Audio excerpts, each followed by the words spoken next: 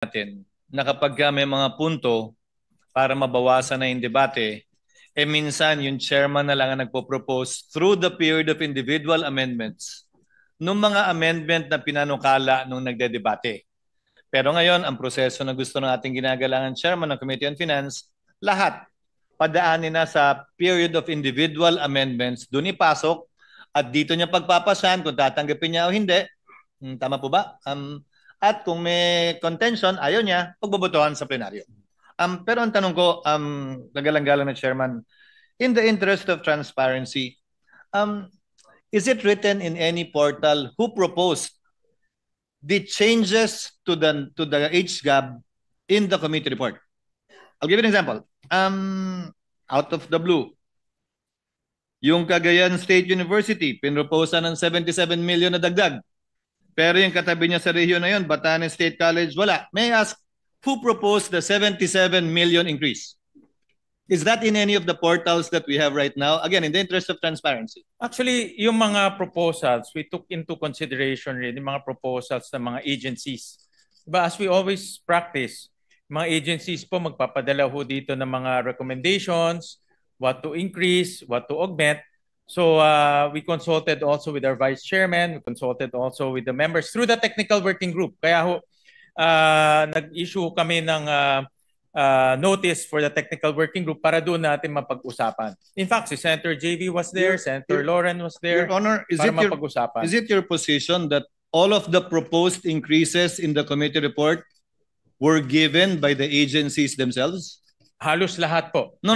All or not all? Halos lahat. What about those that did not come from the agency? Kanino po nanggaling? Sino po ang proponent nun?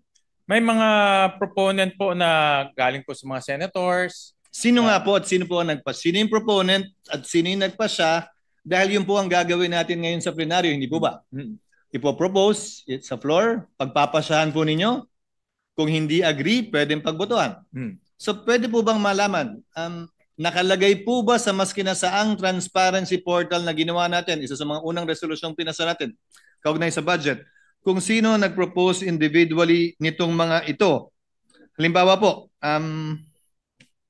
I'll just pick at random, Your Honor. Yung 1 million increase ng Bureau of Treasury, agency? Proposal? Yan po ay galing po sa unprogrammed funds at inilipat ho natin sa program. Proposal po ba yan ng agency? Proposal ho ng technical working group nung pinag-usapan ho.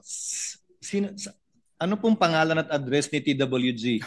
I mean, again, we want transparency, Your Honor, right? So we have to put it on the record. Yeah. Well, the whole changes involved in the committee report is about, according to you, 326 billion. So isn't it just proper and right that we know who the proponents are of these proposals? Marami ho kasing mga proposals pinapadala ho sa amin in writing. In iba ho ay tinatry ho natin ma-accommodate by finding sources. So lahat naman ho yan in writing pinapadala ho. Mr. Chairman, ulitin ko po ulit. Mr. President, I'm sorry. Wala naman pong problema eh. Ang tanong ko po, nakasulat po ba yan sa mas kinasaang transparency portal na nilabas ninyo kung kanino nang galing yung mga proposal na nilagay sa committee report ng Committee on Finance at sino po yung nag-approve? Hindi po pwedeng, alam mo yun, committee, Nakuha po. Opo. So again, at random, I presume the increase in the I'm choosing at random, Your Honor, really. The increase in the office of the president. Same agency proposal? Agency proposal ho yun. The increase in the OVP? The restoration ho yan sa NEP. In-store ho natin So who sa NEP. proposed that? Did the agency propose that? Actually, may proposal ho si Senator Go doon sa restoration of the NEP. In fact, he proposed to even add more. No, that's the point I'm driving at, Your Honor. Again, given so all the of point, this naman ho, mayroong mga records na pinapadala ho.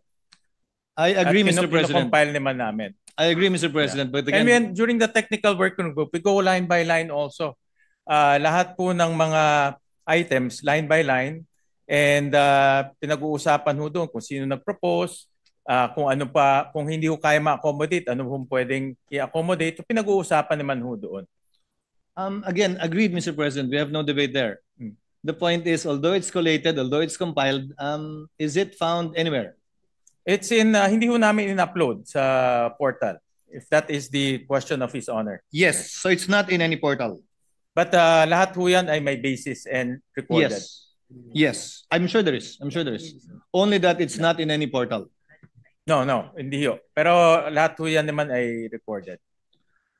Just to cite a few more examples, which I'm sure are remembered by the good chairperson, yung in-increase po natin sa National Defense Agency proposal? Yes.